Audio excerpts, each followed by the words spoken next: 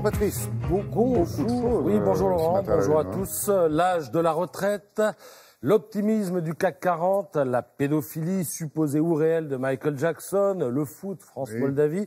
Je passe rapidement sur la une parce que le plaisir éditorial ce matin est ailleurs. Il est ici, Zadig, à travers ce héros vertueux de Voltaire, il est ici fait allusion au siècle des Lumières, et ça tombe bien, parce que la lumière, c'est tout ce qu'il nous manque en ce moment pour comprendre ce qui se passe dans notre pays.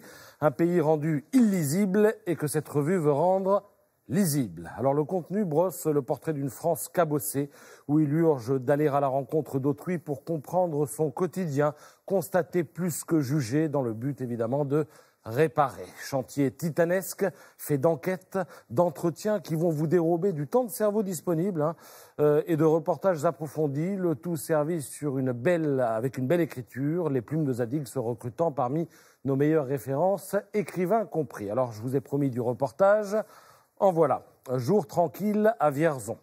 En ce 25 janvier, il y avait une pelure de neige sur les trottoirs. Les clients âgés ont eu peur de glisser. Plusieurs ont passé un coup de fil à la charcuterie pour savoir si M. Bardon, le charcutier, ne pouvait pas leur apporter leur commission à la maison. Alors M. Bardon a passé la matinée à faire le coursier en cochonaille. On ne fait pas payer la livraison, s'exclame la patronne. Déjà que les gens ont de toutes petites retraites, si en plus on se met à leur prendre des euros par-ci et par-là, il ne va rien leur rester à la fin du mois. Les charcutiers prendront leur retraite en septembre prochain. La charcuterie est à vendre sur le Bon Coin. 67 000 €, la récompense d'une vie de labeur. Pour l'instant, ils ont eu 4 visites. L'un n'a pas eu l'argent de la banque, un autre n'a plus donné signe de vie, et puis un type a jugé le prix trop bas et suspecté une entourloupe. On n'a pourtant pas des têtes de gangsters, s'étonne madame. C'est compliqué, Vierzon. La ville a perdu 9 000 habitants en 40 ans.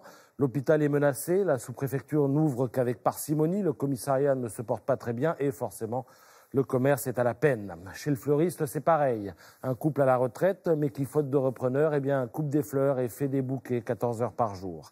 La pâtisserie-chocolaterie cherche aussi un repreneur. La maison de la presse est en liquidation. L'opticien est parti à la retraite et dans son bureau, le maire trépigne. Pendant des années, l'État nous a dit que renforcer les grandes villes comme Tours et Orléans ne se ferait pas au détriment des petites villes. Sauf que dans les faits, c'est ce qui se passe, dit-il. Mais tout n'est pas gris ferraille dans la sous-préfecture du Cher. 8 boutiques ont rouvert ces derniers mois. Et puis, il y a cette start-up spécialisée dans la sécurisation des bitcoins. Son site va s'agrandir, dit-on. Cela devrait générer 150 emplois. En attendant, c'est samedi. L'alternative est simple, cinéma ou bowling. Ce soir, ce sera bowling. Il y a de la musique et des néons colorés. Posés sur des banquettes, des couples adolescents s'embrassent avec la langue, sans toucher à leur corona.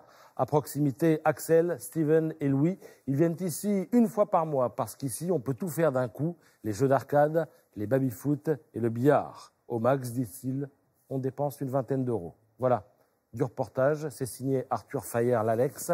Je crois savoir qu'il y a un kiosque qui n'a pas brûlé près de l'Assemblée nationale. Alors ça s'appelle Zadig et ça sort aujourd'hui. Et ça permet de découvrir la France. Merci beaucoup. Merci.